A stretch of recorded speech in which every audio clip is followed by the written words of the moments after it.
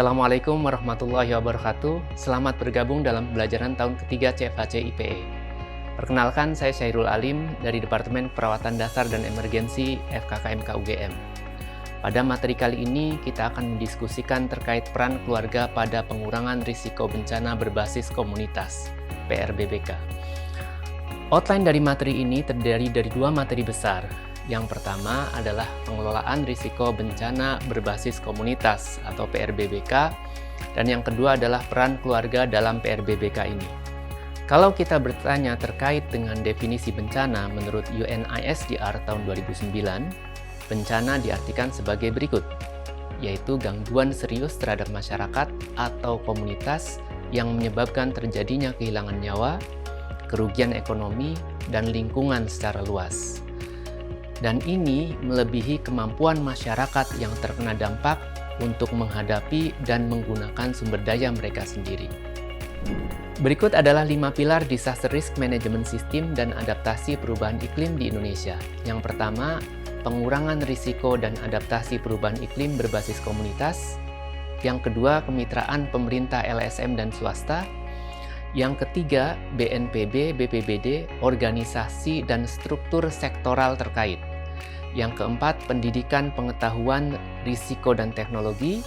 Serta yang terakhir, institusi dan organisasi formal dengan mandat PRB dan adaptasi perubahan iklim. Perubahan paradigma pada sistem disaster risk management dari penanggulangan bencana berubah menjadi pengurangan risiko bencana dengan penekanan pada penguatan aspek antisipatif, preventif, dan mitigatif. Berikut 5 komponen utama dalam pengurangan risiko bencana. Yang pertama, kesadaran tentang risiko dan penilaian risiko, termasuk di dalamnya analisis ancaman serta analisis kapasitas dan kerentanan. Yang kedua, pengembangan pengetahuan termasuk pendidikan, pelatihan, penelitian, dan informasi. Yang ketiga, komitmen kebijakan dan kerangka kelembagaan, termasuk organisasi, kebijakan, legislasi, dan aksi komunitas. Yang keempat, penerapan tindakan pengurangan risiko bencana, seperti pengelolaan lingkungan, tata guna lahan, perencanaan perkotaan, proteksi fasilitas-fasilitas penting, penerapan ilmu dan teknologi, kemitraan dan jejaring, serta instrumen keuangan. Yang kelima, sistem peringatan dini, termasuk di dalamnya perakiraan, sebaran peringatan, tindakan-tindakan kesiapsiagaan, dan kapasitas respon. Pengelolaan risiko bencana berbasis komunitas merupakan pendekatan yang mendorong komunitas akar rumput dalam mengelola risiko bencana di tingkat lokal. Upaya tersebut memerlukan serangkaian upaya-upaya yang meliputi, pertama, melakukan interpretasi sendiri atas ancaman dan risiko bencana yang dihadapinya. Yang kedua, melakukan prioritas penanganan atau pengurangan risiko bencana yang dihadapi. Dan yang ketiga, mengurangi serta memantau dan mengevaluasi kinerja sendiri dalam upaya pengurangan bencana. Poin yang tidak kalah penting juga yaitu memobilisasi sumber daya yang dimiliki dan yang dikuasai, serta merupakan bagian integral dari kehidupan keseharian komunitas. Pada perkembangannya, pengurangan risiko bencana berbasis komunitas merupakan bagian dari sejarah perkembangan disaster management itu sendiri. Yang pertama adalah kerangka aksi Hyogo 2005-2015. Ada 3 poin penting di kerangka aksi Hyogo ini. Yang pertama, peningkatan kapasitas. Yang kedua, kerjasama internasional. Dan yang ketiga, pengembangan kebijakan pada PRB. Serta berikutnya ada kerangka kerja Sendai untuk PRB 2015-2030 atau kita singkat KKS PRB 2015-2030. Dan ini juga ada 3 poin penting pada KKS PRB ini. Yang pertama, pencegahan munculnya risiko baru. Yang kedua, mengurangi risiko yang ada. Dan yang ketiga, memperkuat ketahanan. Sedangkan yang berikutnya adalah Paris Agreement tahun 2015 yang ada 2 poin di sini. Yang pertama, komitmen net zero emission melalui aksi mitigasi. Yang kedua, peningkatan ketahanan dan adaptasi terhadap krisis iklim. Yang kesemuanya ini, kerangka aksi Hyogo, kerangka kerja Sendai, dan juga Paris Agreement merupakan ada 2 poin penting. Pertama, pengurangan kerentanan atau vulnerability, dan peningkatan ketahanan atau resilience. Berikut adalah chart integrasi dari 2030 SDGs Agenda, Paris Agreement, serta SFDRR 2015-2030. Jadi kita tahu bahwa di irisannya yaitu adalah reducing vulnerability atau pengurangan kerentanan dan enhancing resilience atau peningkatan resiliensi. Ada 6 tahapan kerja dari PRBBK, yaitu yang pertama seleksi komunitas, yang kedua membangun hubungan dan memahami komunitas, yang ketiga kajian pengurangan risiko bencana secara partisipatif, yang keempat perencanaan pengurangan risiko bencana di komunitas, yang kelima implementasi pengurangan risiko bencana oleh komunitas, dan yang terakhir adalah monitoring dan evaluasi secara partisipatif. Untuk menyukseskan PRBBK, BNPB menginisiasi Keluarga Tangguh Bencana pada pertemuan bulan pengurangan risiko bencana di Pangkal Pinang, Batam 2019. Katana diimplementasikan mulai tahun 2020 dengan sasaran prioritas Katana yaitu keluarga pada masyarakat yang tinggal di daerah rawan bencana. Keluarga ditingkatkan keselamatan dan ketangguhannya dalam menghadapi kemungkinan atau potensi bencana. Dan hal ini bisa meningkatkan kapasitas terkait pemahaman dan kesiapsiagaan menghadapi bencana. Ada 5 aktivitas keluarga tangguh bencana. Yang pertama, pengenalan risiko bencana berbasis keluarga. Yang kedua, pengenalan rumah aman bencana. Yang ketiga, rencana siaga keluarga. Yang keempat, peringatan dini bencana. Dan yang kelima, evakuasi mandiri. Yang pertama, pengenalan risiko bencana berbasis keluarga, bahwa seharusnya setiap anggota keluarga perlu mengetahui risiko bencana yang berpotensi terjadi di lingkungannya.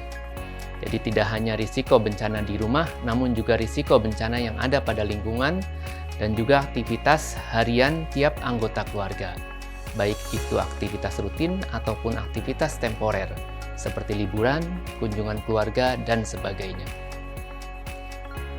Yang kedua adalah pengenalan rumah aman bencana. Setiap anggota keluarga perlu mengetahui dan memperkuat struktur bangunan rumahnya. Tidak hanya struktur bangunan rumah, namun juga infrastruktur rumah, fasilitas, dan perabot yang ada dalam rumah.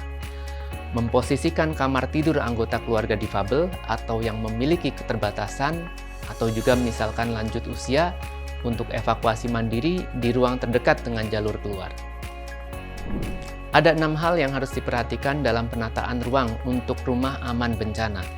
Yang pertama, menjauhkan posisi lemari atau perabot besar lainnya dari tempat tidur untuk menghindari lemari menimpa penghuni saat tidur. Yang kedua, tidak meletakkan benda berat atau mudah pecah di atas lemari atau perabot besar lainnya.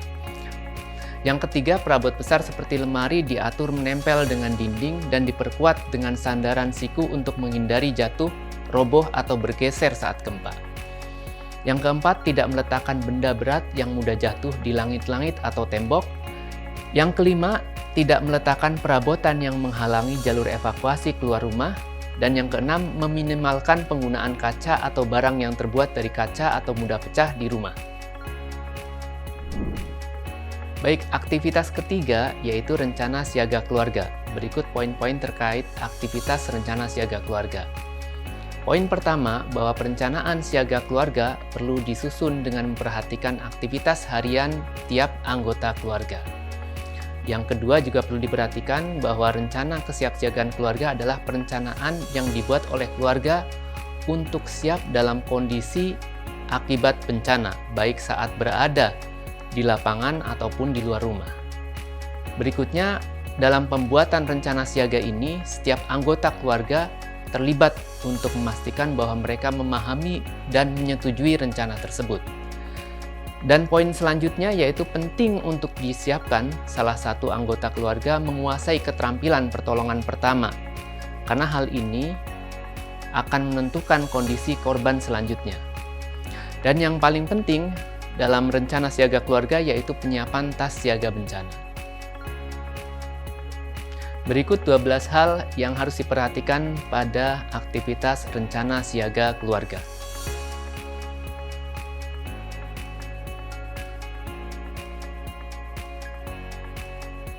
Pada aktivitas rencana siaga bencana juga perlu disiapkan tas siaga bencana. Tas siaga bencana ini berisikan dokumen atau surat penting dan perlengkapan kesiapsiagaan keluarga. Untuk dokumen atau surat penting bisa berupa akte kelahiran, ijazah, BPKB, sertifikat, dan surat penting lainnya. Terkait perlengkapan kesiapsiagaan keluarga, yaitu satu paket perlengkapan kebutuhan dasar yang dipersiapkan sebelum terjadi bencana untuk digunakan pada keadaan darurat bencana selama 3 kali 24 jam. Perlengkapan ini berguna untuk memenuhi kebutuhan dasar keluarga atau anggota keluarga pada kondisi tidak adanya bantuan sama sekali atau bantuan belum tiba. Berikut adalah isi dari tas siaga bencana. Dan perlu diperhatikan pula untuk menuliskan tanggal kadaluarsa dari isi tas siaga bencana, terutama pada makanan, minuman, dan obat-obatan. Berikut aktivitas keempat, yaitu peringatan dini bencana. Setiap keluarga yang berada di daerah rawan bencana perlu memastikan dirinya memiliki kemampuan dan fasilitas untuk menerima informasi peringatan dini. Lembar peringatan dini bencana yang bisa dilakukan untuk keluarga terdiri dari 1. Jenis ancaman, yang kedua peringatan bahaya, yang ketiga penyebar luasan peringatan bahaya, dan yang keempat nomor kontak penting dan keluarga. Berikut adalah contoh lembar yang bisa diisi oleh keluarga terkait peringatan dini bencana.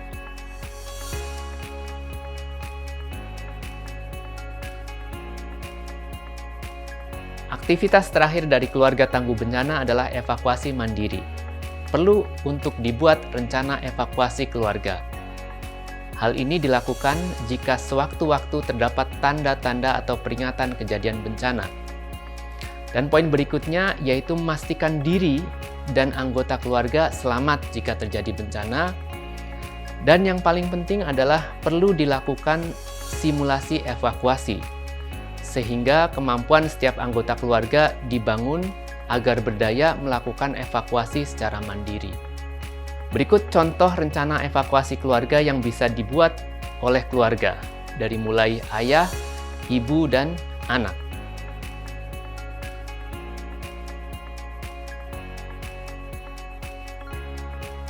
Perlu adanya rute evakuasi di rumah, sehingga setiap anggota keluarga bisa menggunakan rute tersebut apabila ada kejadian. Bagi keluarga yang mempunyai anggota keluarga dengan kebutuhan khusus, dapat memposisikan kamar tidur untuk evakuasi mandiri di ruang terdekat dengan jalur keluar.